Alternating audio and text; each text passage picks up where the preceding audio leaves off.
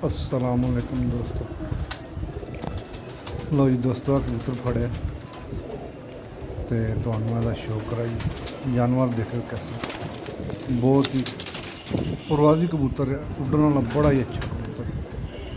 तो बैठे तो है थले आपू ही थले फड़कत है, तो थले जो कबूतर बैठे उसकी वीडियो नहीं बना लूँगी, क्योंकि जिसले उत्ते चढ़ा भी तो फिर वीडियो ध्यान करी तो यही आखी दा भी उड्ड ना जाए करें। तो लो तो शो कराइए। है कबूतर दोस्तों की अख देखो, कबूतर फिक्की जी अख जे, चिट्टी मैली जी अख जे। कबूतर देखो है अख जे कबूतर।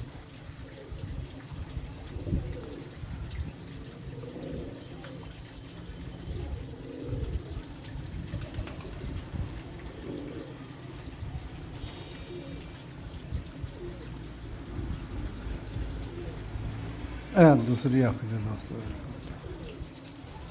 दोस्तों तो कबूतर कल फड़िया तो वीडियो अज चढ़ लगे हैं। तो एक कबूतर असी अज फड़िया, वह तुहानूं शो करा दे। वेखियो तुसीं कबूतर, मेरा दिल नहीं मैं करता कि वीडियो की बनाऊँ, क्योंकि मैं खुद परेशान हो गया। इंदा कबूतर फड़िया, तोहफा दिता अल्लाह ने ईद का। कबूतर जे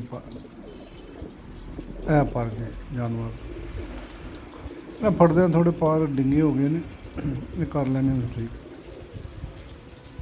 तो दूसरा पर तो माड़े ही खैर बंदा नवा ही साबित का कबूतर है। देखो डोम तो पर बराबर जो पर दम देखो।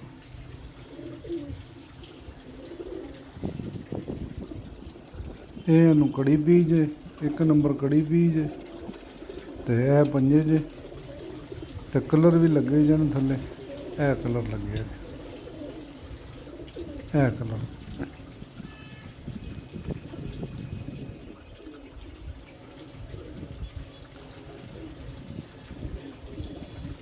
इधर है कलर, पुराने कलर लगे, कबूतर नवे पट के साबित होंगे।